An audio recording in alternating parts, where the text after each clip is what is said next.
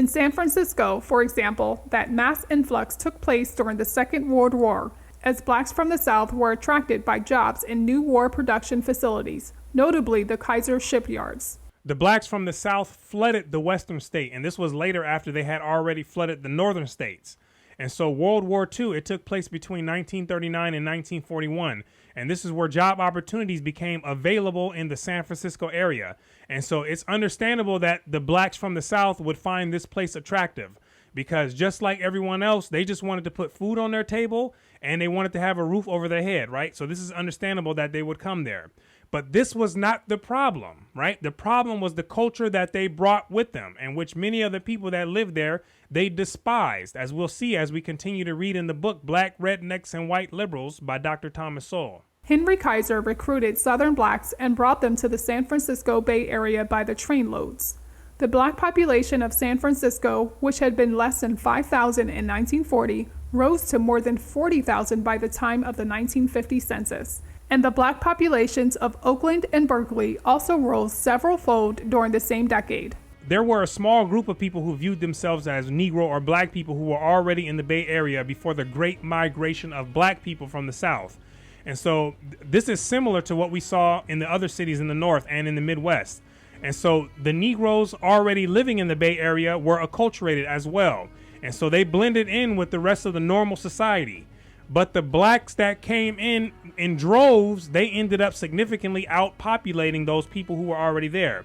And they eventually turned Oakland into what we see today. But like I said, the Negroes who were already settled there, they experienced a completely different life. In the San Francisco Bay Area, as in the northern cities half a century earlier, there was a long-settled black population which lived free of the Jim Crow laws and practices of the South, and which had been able to get civil service jobs as far back as the 1920s. You see that? They didn't experience anywhere close to the level of discrimination and prejudice that the blacks in the South faced. But although the newcomers were skilled workers more often than the local black residents, culturally, the newcomers lagged far behind. Having a skill to make money is not the end-all be-all.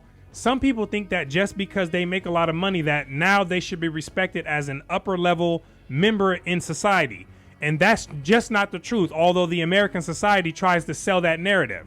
But making money is just one aspect of many, which includes self-esteem, family culture, education culture, dress culture, behavior culture, identity culture, right? And the list goes on and on of other things that are just as important. There are a whole bunch of rappers and entertainers that make a whole lot of money, but they are culturally lagging in other departments, right? And this is how they viewed the newly arrived blacks that came from the South. Native-born blacks in the Bay Area described the newcomers as foreign in the way they talked and in their behavior. For example, eating hamburgers openly on the bus and bologna, and loud talking and fighting on the buses. That never happened in the old days. Some of the new blacks from the South were described as having a little more of a chip on their shoulder than the people out here did. The chip is coming from inheriting a worldview that taught them to believe that they were less than everyone else.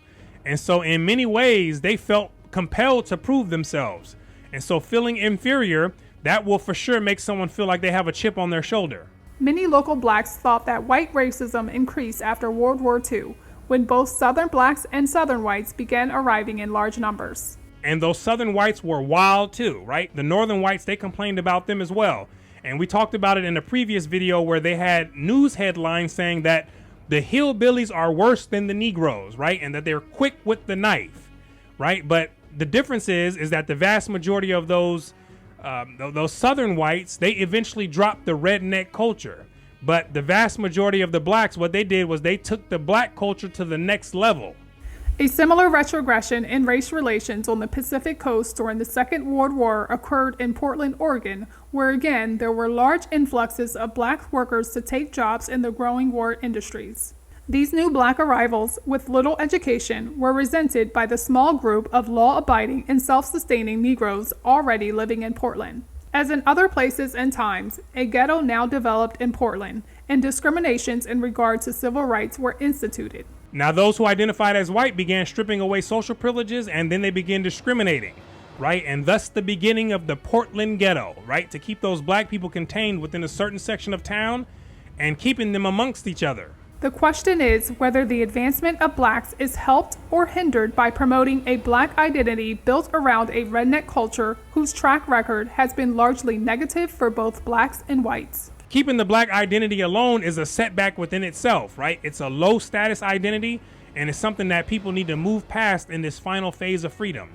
But keeping the black redneck culture, or simply black culture, is most definitely a hindrance. But understand that it's only a hindrance to all those who have a desire to grab hold of the ladder and climb rung by rung completely out of the pit and enter into the free world where life is much better and it makes more sense. And I think we all intuitively know that, but it's just a matter of letting things go and never looking back, right? And so this is the end of part 11 commentary on the book here, Black Rednecks and White Liberals by Dr. Thomas Sowell. And I want to thank you for watching all the way until the end. My name is Brooklyn St. Michael, and I'll see you in the free world.